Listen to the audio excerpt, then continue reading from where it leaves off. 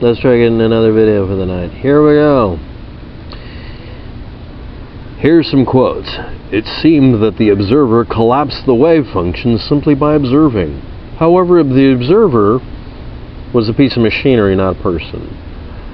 It's impossible to design an apparatus to determine which path an electron passes through, if it's going through a double slit experiment or whatever, that won't at the same time disturb the electron's pathway that it's taking, and therefore destroy the interference pattern that it might form to confirm whether or not you've got the answer correct, collapsing the wave function.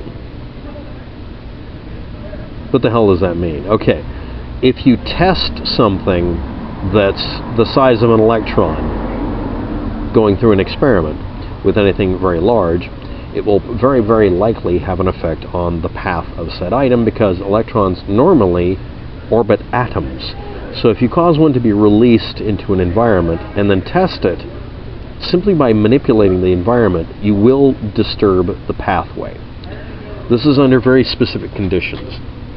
There's a YouTube video that you can watch. I'm going to have a link to a better version of it that explains this almost identically to a video in a movie you can watch for free that's called What the Bleep Do I Know? And then there's an extended set that goes on for many, many hours, gish galloping the hell out of it, that says Down the Rabbit Hole. It basically advertises quantum mechanics as an excuse mode for saying, we don't know anything, the world's magical, join our cult. And I mean that quite literally. But here we go. Below is a link to that, but the one that's used for the propagandistic version includes a character called Dr. Quantum. Except the one I'm linking to, the one that isn't BS, isn't just asking questions like Dr. Quantum does, where he says, well, you decide. No. Because the Dr. Quantum version of it for this movie ends right before telling you, oh, by the way, they found out why that effect happened. Because the video is a long, drawn-out infomercial to get you emotionally brain massaged, not washed, into joining a cult. And it's in everybody's best interest that's selling BS that you believe it. And I mean literally, it's part of a cult. This is like watching Scientology videos, or joining another one that did it was that one guy, Antelope, Oregon, I think it was. This is another one from Oregon. Okay, here we go. Quantum mechanics on a macroscopic scale.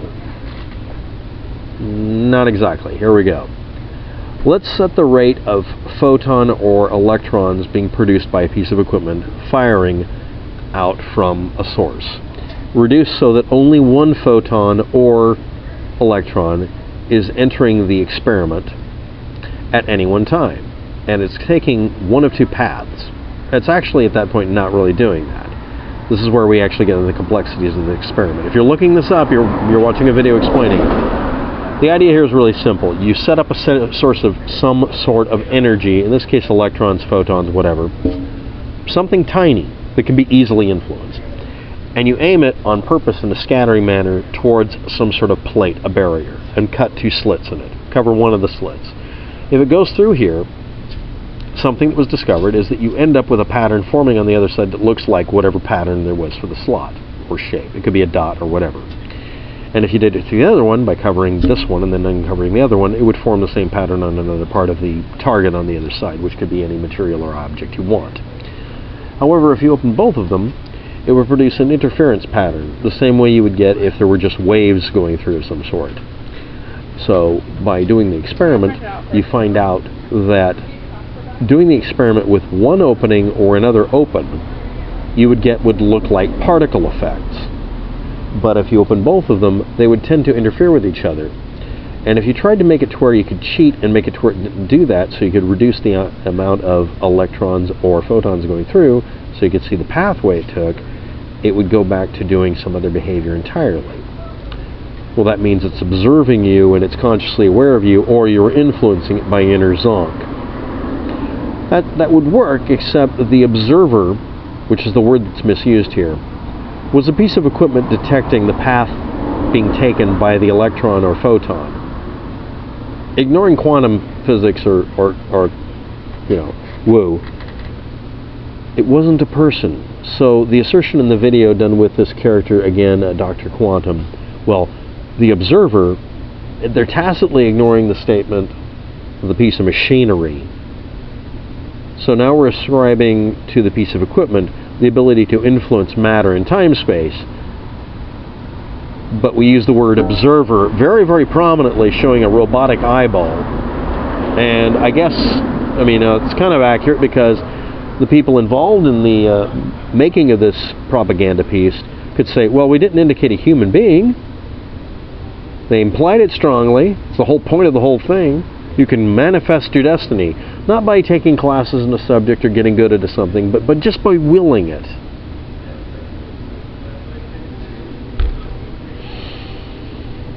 Anyway, someone decided to make a remake of the Dr. Quantum video on this particular subject and fix it by putting at the end, oh, by the way, what happened is the scientists realized afterwards that their test equipment was interfering with the experiment running correctly, and then when they fined it up and actually really worked at it, they realized that literally just doing any kind of experiment will affect the pathway of an electron or photon, because they're incredibly tiny and easily manipulated.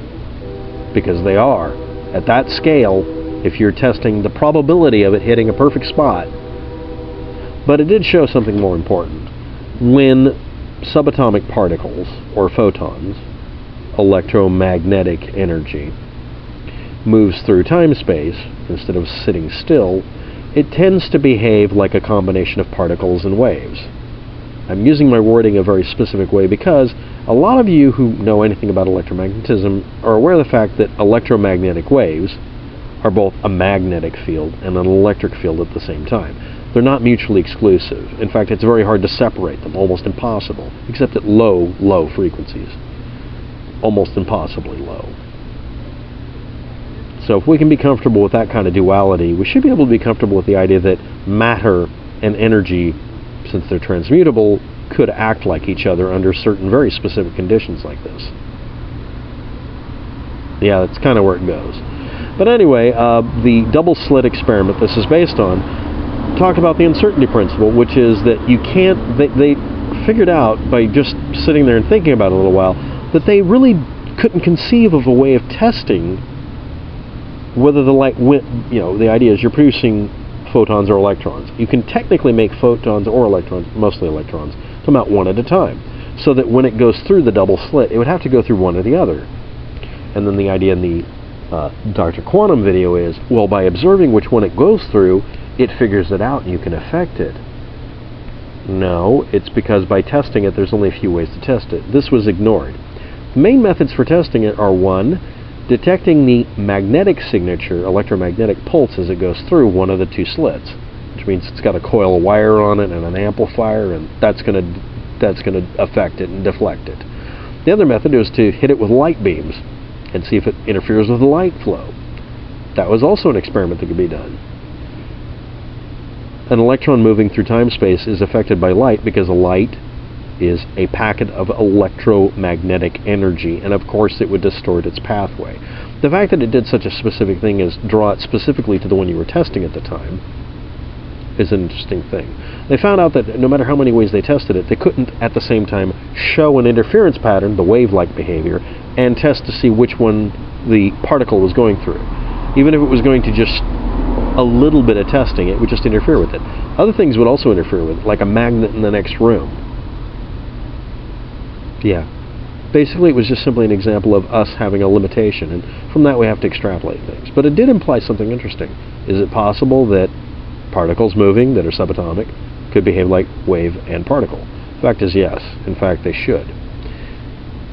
This was done in the 1920s. Basically, people figured out that we're not that smart, and actually we were making assumptions.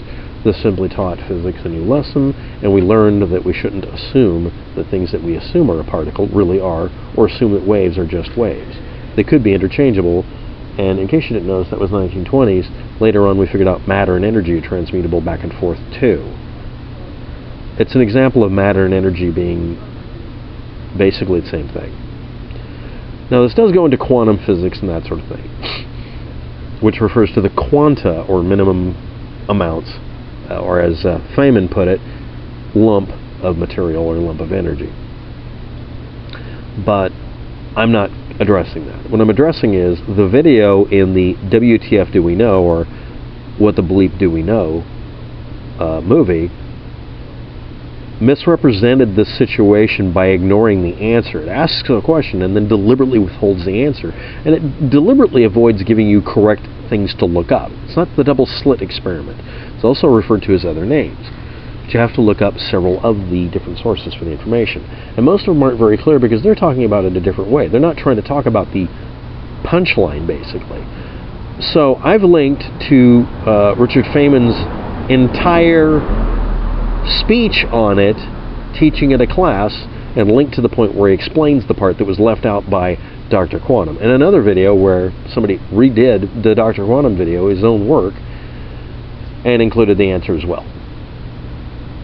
So why would a video that's purporting to show you some deep secret, the secret to understanding reality and making you understand, and it being a documentary about quantum physics, why would it leave out the actual result of the experiment?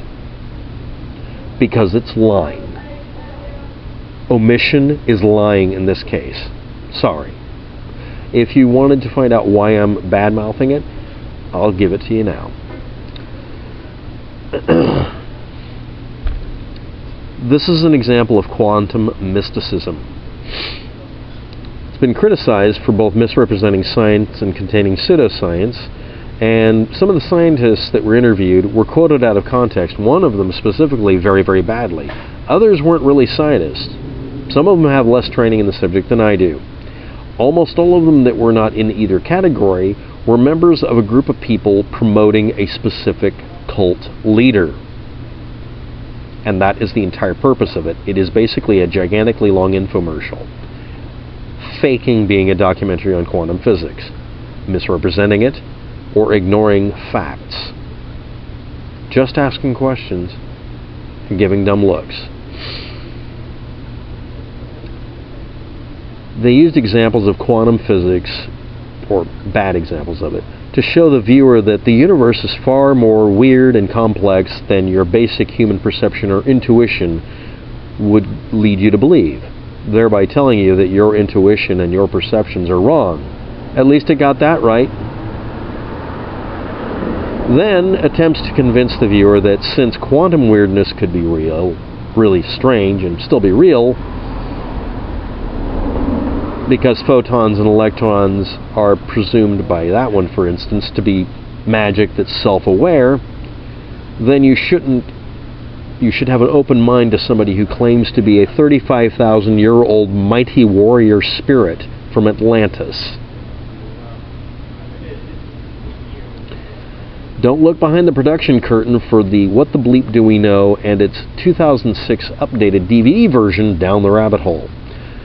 It's an infomercial filmed in Portland, Oregon originally as a pseudoscience film for Ramtha, someone who claims to be an ancient warrior spirit from Atlantis. By the way, Atlantis isn't confirmed to have ever existed. It's like Utopia. Using a hokey English accent, originally from a trailer park in the area. At one time, she was also a former cable TV salesperson. She's now a channeler of some ancient warrior spirit from an island continent that probably never existed. And her name is J.Z. Knight. This is a video or movie that was designed to sell you on the Ramtha School of Enlightenment and Entertainment. That's its entire purpose.